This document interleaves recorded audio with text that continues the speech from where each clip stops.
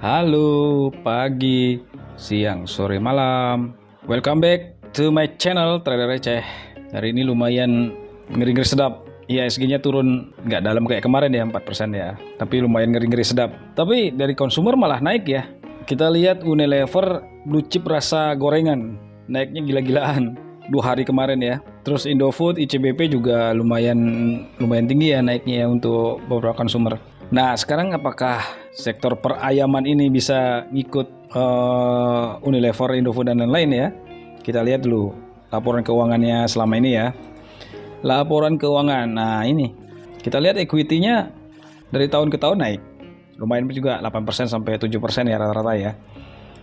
Naik terus. Jadi kalau kita lihat perusahaan dengan aset yang naik terus tiap tahun, ini nilai positif ya, nilai positif buat kita. Misalnya nih analoginya nih, kita punya di 2018 ini kita punya rombong bakso 10, di sini punya rombong bakso 11, sini 12, 13 gitu ya seterusnya. Dia naik terus nih rombong baksonya. Nah, kita lihat laba ruginya tiap tahun fluktuasi ya, fluktuatif.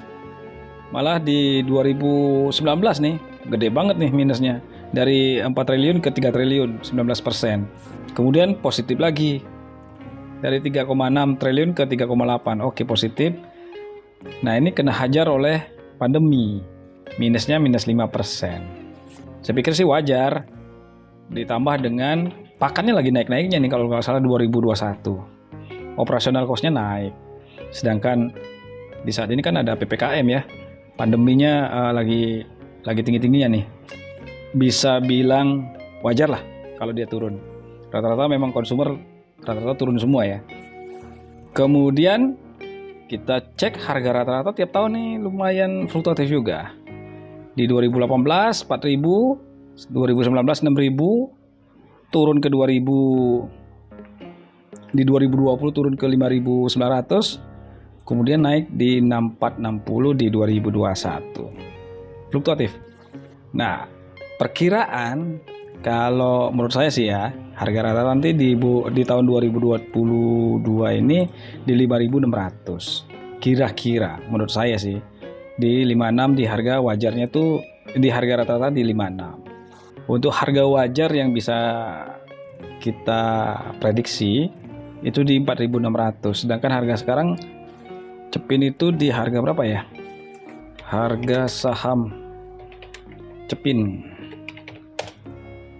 harga di 5.075. Udah lewat ya. Harga rata-ratanya udah lewat nih, masih di bawah malahan. Nah, harga wajar sesuai dengan value investingnya adalah di 4.600. Ini harga wajarnya.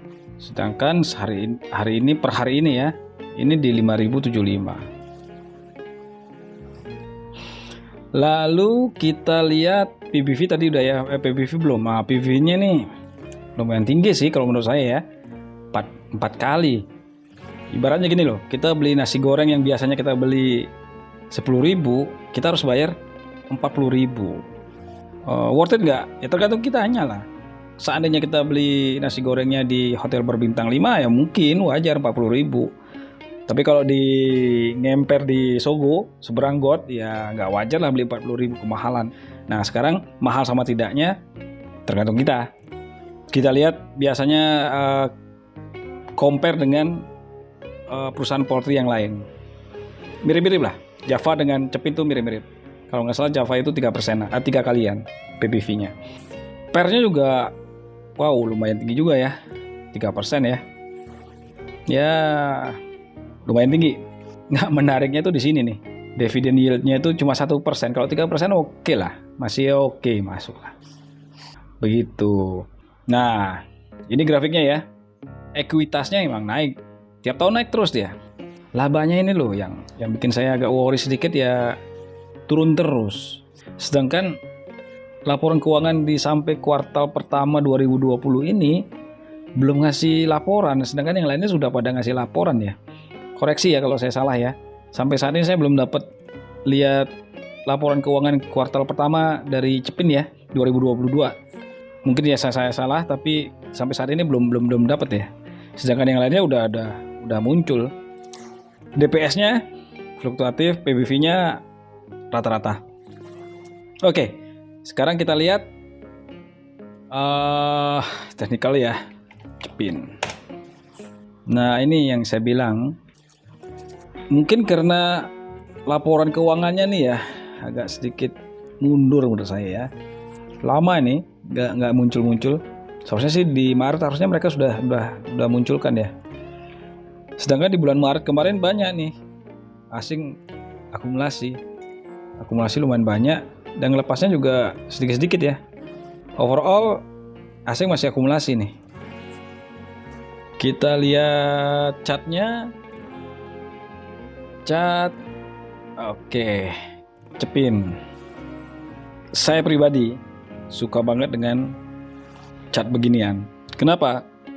Bottom fishing. Jadi dalam 1 tahun terakhir orang banyak pegang di harga 6.000 nih ya. Ini yang warna pink ini 6.000, sedangkan harga di 5.000 ya. Berarti orang-orang ini nyangkut nih. Yang 6.000 ini banyak yang nyangkut di sini nih. Selama 1 tahun ke belakang ya. Sedangkan selama 5 tahun ke belakang orang-orang banyak nyangkut di 6.200. Jadi gampangannya nih, doa-doa orang yang nyangkut di 6.000 biar harga naik gitu. Doanya begitu. Teman-teman bisa akumulasi, cicil pelan-pelan di harga ini, di harga 5.000 atau ntar.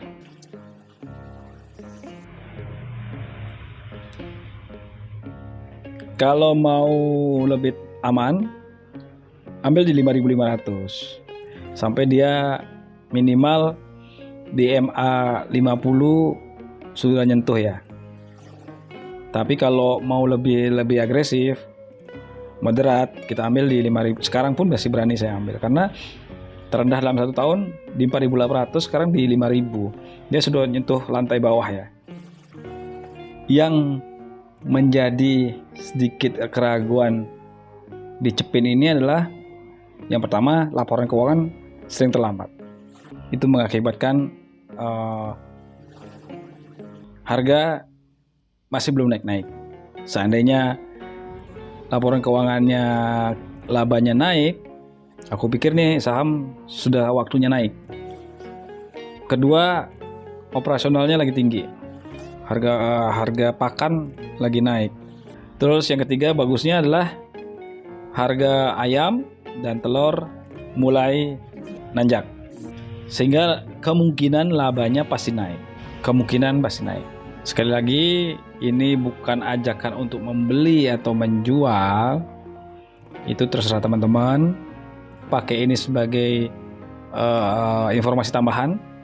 Saya pikir untuk saham ini masih layak